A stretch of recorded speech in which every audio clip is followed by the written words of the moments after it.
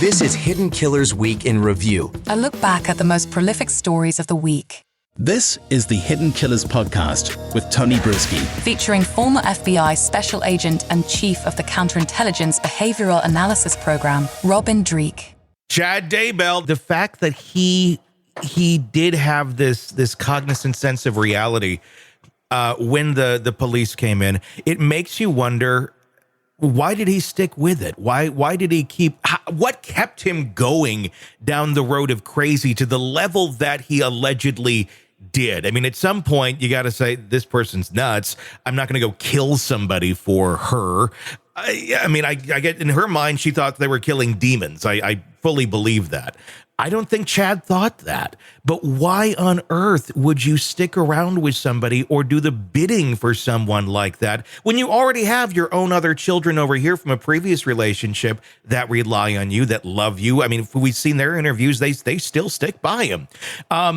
Why would you do that? I mean, is it just all for sex and then the money of the insurance claims? Did he find a little, path there that he thought, well, this is really good, and that became an addiction in itself? Yeah, I think so. I'll put, this is my conjecture, bad YouTube psychologist hat here looking at this, but I think he, because I see her as the cult leader in this, she love/sex bombed him, got him addicted to her.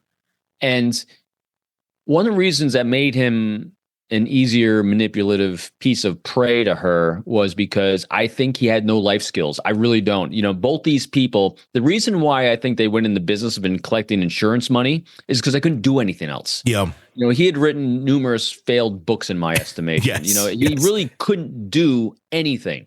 And so when you keep failing at trying to provide for yourself, and then someone comes in, love bombs, sex bombs you, and you feel like you've, potentially reached the end of your rope of what I can, legitimately do with my life. And then she helps you rationalize really, really heinous, horrible behavior where we're going to rationalize killing people to collect their insurance money, because that's our new job. Our new job is to collect insurance money because we're both incapable of providing for ourselves. Yeah. That's still, it's just like, from a healthy standpoint, no one would look at that and go, oh, it seems to be working well.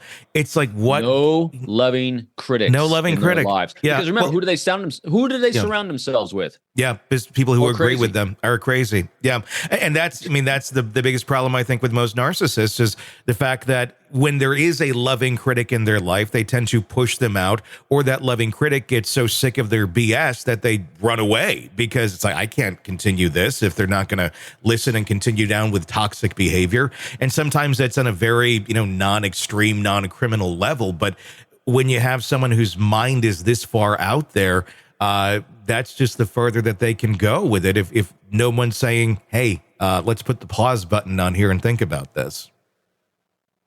Here's what also I think luckily failed, in the sense of, tragically for the two children, but it could have been many more, because they kept dubbing people dark and all these things, the dark demon, whatever crazy she was doing. One thing that effective cults do really well is isolate the people that they've put inside their cabal. And Lori did not do a good job of isolating those people inside their circle. So they actually those people that were part of their mouthpiece in their echo chamber started seeing a little bit of crazy, and they actually had contacts outside of that small cabal that were kind of helping them say, what are you doing? This is a little nuts. This is a little unhealthy. So I think they started having leakage in there of the people in their immediate circle that were not completely, I won't say totally, but completely feeding into the crazy that was going on. And that's where the leaks started happening, because it was a cult in my mind. It fits all the parts of a cult, except that isolation part of it. Yeah. She attempted, but I don't think she was effective as she wanted to be, because she didn't wind up in Hawaii living forever in a happy ever after, living off of everyone else's insurance money. That's true. How do you think his kids are that are from his previous relationship with Tammy? Because I know they were standing by him in an interview. I don't know if it was Dateline or something. I forget which one did it. But they were behind him for a while. And I don't know the current status. I believe from what I have understood is that they still do stand by him. But that's got to be a hard one to wrap your mind around, especially when we get to looking at just the evidence here that Tammy Daybell, their mother, was asphyxiated. It was not just a natural cause of death, and that, I mean, you can't argue with the science on it. And then to see what happened and just the facts of this. I mean, even their statement that they made, that Chad made, basically saying we were under Lori's spell. It was Alex as well. How do you square that up with your dad being this monster that did these sort of things, or do you, or are some people just are incapable of kind of crossing that line in their mind because it just goes too far? You know, children, and we've talked about this with other cases, children are the toughest ones to see reality and truth with their parents because, you know, there's a lot of confirmation bias, both positive and negative in certain circumstances. But I think this is a powerful statement as well, is kind of talking to what we've been talking about already. You know, who stood by Lori and who's standing by Chad? It's not, I believe, again, a lot of conjecture here. Yeah. All we know is what we see. Sure.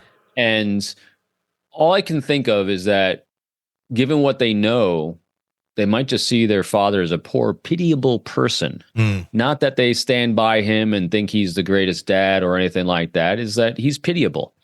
And them standing by with him in any sense or semblance also demonstrates a bit of a life arc, that he has the ability to make connections to human beings, and he is just pitiable. And he got manipulated because they probably saw that before in his life, or he was taken advantage of because he's not really super adept at any one thing. He keeps trying his hand at all these things and keeps failing in their minds. And so, again, a lot of projecting of what I think on it. But at the same time, the fact that they're standing by him in any semblance says that he has the ability at least to form potentially healthier relationships than she ever did. That's true. Very true. It'll be interesting to see what kind of relationships he forms behind bars, or what relationships he has formed behind bars. I'm waiting to hear any of that. Something we haven't heard, interestingly, in this case yet, is, which we've heard in several others, like Alec Murdaugh and stuff, are like the love letters. And it makes you wonder if there's other folks out there who still subscribe to his thinking. I know some people within his circle have actually said that, well, his prophecies are correct. It's still to this day, like some of the folks that even testified in Lori's trial. I'd be interested to see if he still is able to bring some feeble-minded people in, and I don't know if feeble-minded is the right word, but something that attracts people the same way, you know, Lori was brought in, and God knows, you know, who else could have been in that circle that's still out there. I guarantee you he is. Yeah. You know, I mean, there's not a killer out there that doesn't have a following.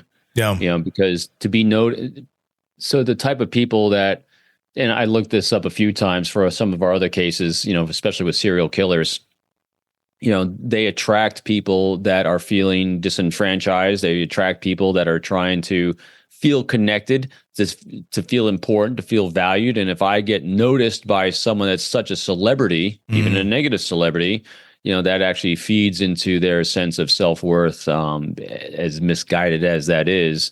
And they start getting idolized and things like that. So I guarantee they both have followers of crazy, no doubt. Want to listen ad-free? Want advanced access to all of our interviews before anyone else? Become a True Crime Today Premium Plus subscriber on Apple Podcasts. You get every episode commercial-free. So you can binge on true crime until you can binge no more. Search True Crime Today Premium Plus on Apple Podcasts now, or go to our podcast page and sign up now. More of the Hidden Killers podcast next.